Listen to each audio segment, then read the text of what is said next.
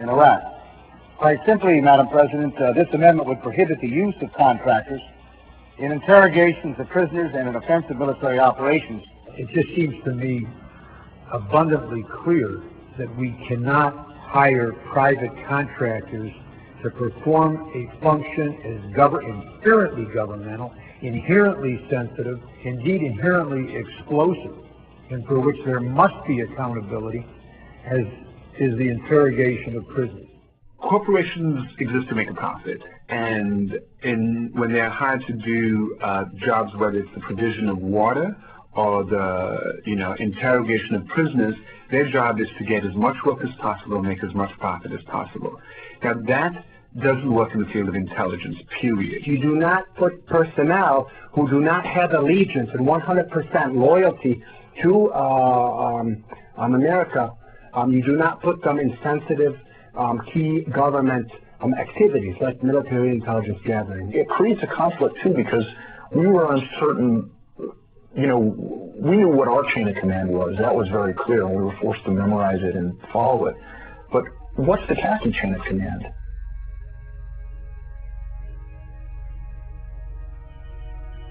بفضل هاي الشركات السجون أصبحت معسكرات التدريب على العنف.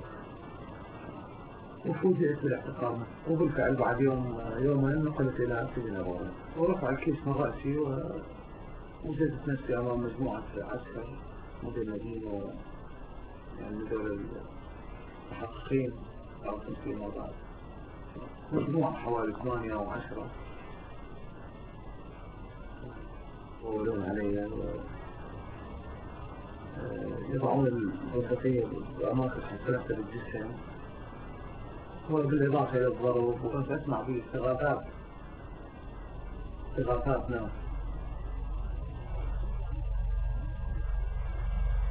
ناس تستغيث من تعذيب أو من ضرب ونباح كلاب.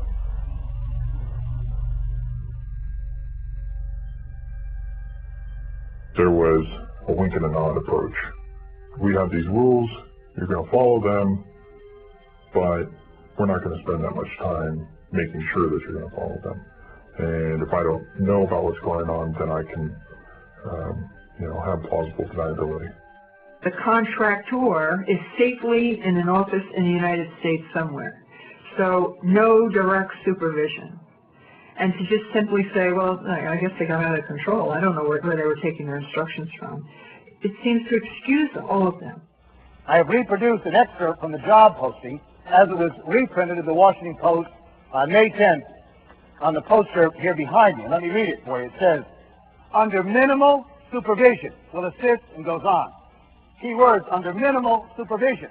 In 2003, the Pentagon essentially panicked, and a very desperate Secretary of Defense did whatever he had to do very, very quickly to try to get more intelligence. If that meant running out and hiring a bunch of contractors who didn't know what they were doing and putting them wrongly into the chain of command of military intelligence, that's what they did. They were desperate.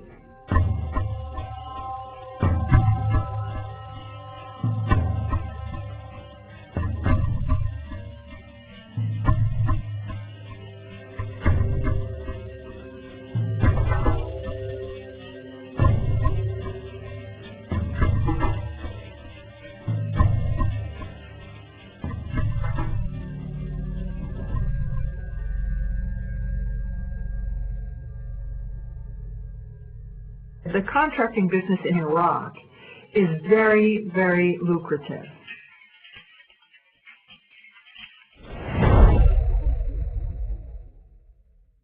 There was so much money being given away over there to contractors. I mean, there were jobs that didn't even need to be there. We'd go into the tent to use our internet, and the woman who would put my name down to assign me to a computer would be a civilian contractor who was making 6 figures to be over there. But why is she there? Why are we paying this woman to do this? They threw so much money at these people they can't refuse. I mean, if you're a mechanic, you're making like 20 or 30,000. Someone offers you 100,000 a year tax-free to go to Iraq, and that's hard. I think that's really hard to refuse. They would very often sit down with soldiers, particularly from Reserve or National Guard, and say, hey man, what are you making, $3,000 a month over here? I make that in a week. he would talk about how, you know, in 8 more months, I'm going to be out of here and I'm going to be making 140 grand. It certainly affected retention, because I don't know why any military person would re-enlist to do the same job when they could get out of the military and make, you know, 6 times the money and do the same job. There was a little phrase that we threw around, food for freedom, that if you wanted to get paid more, you should start eating more so that you get booted out for being overweight. And it's an honorable discharge, and it would boost your pay, you know, your net worth by about 5 times if you were to do such a thing, and it worked.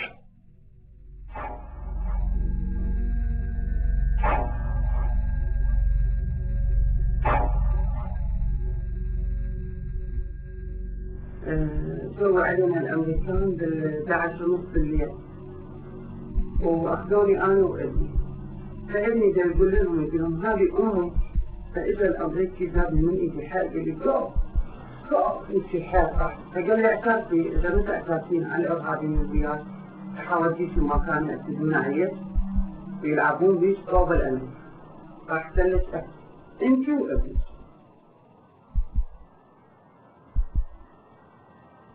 I was getting really angry. I mean, especially because I knew that a lot of these prisoners that I saw with these injuries from abuse and torture really hadn't done anything. They weren't part of the insurgency. They were just picked up for no reason at all. We were interrogating taxi drivers and, you know, like pizza delivery guys. It was just, you know, we called them average off-net. Using methods such as torture and also using people who are not qualified to do this job has resulted in bad information and therefore problems for national security and for the soldiers, because you're getting information that's no good. In a lot of areas where you start noticing a lot of, you know, a lot of hostility against American soldiers, it's not because the soldiers are doing a lot of wrong things. It's because sometimes maybe the communication that has been transmitted to them has been transmitted to them wrongly and professionally and serving someone's self-interest. These are Titan English. They were hired by Titan. Titan has long-standing contracts providing critical information technology and support services for some of our nation's most valuable defense assets. Under a contract with the U.S. Army's Intelligence and Security Command, Titan has over 4,000 linguists that provide invaluable mission-critical services. Titan is the company that provides the linguists and continues to provide the linguists throughout Iraq. They're the biggest provider in this business. They were so desperate to get people to fill these positions as translators that they were just hiring anybody that approached somebody and obviously had command of the English language in addition to the Arabic language or Farsi or whatever it may have been. So it's people who maybe spoke the language, but it was broken, but could not read it or write it. And I'm talking about English. And they were hired. They were never given a test. Nobody was given a test. I was never given a test. The test I was given was a phone conversation for a minute. Military trusted us. Military trusted Titan. Titan came and said, here's a linguist that we have hired, we have trained, tested, we put our trust in, he passed the security clearance, or he got some kind of a clearance. You should trust him in everything he does, everything he says. I did work closely with Titan all year long while I was in Iraq. And I can say that a lot of the translators weren't trained at all. I don't know what kind of training they received, but they were terrible at it. There was no managers, there was no supervision, there was no training, there was no follow-up. There was whatsoever a system of evaluation of what linguists are doing or what they're doing, even a system of if these people are really translating or doing, or really are they translating or giving their opinion. Titan made the big books and hired the most incompetent people most of the time, did not follow up with them, did not really know what they were doing. Probably as a result,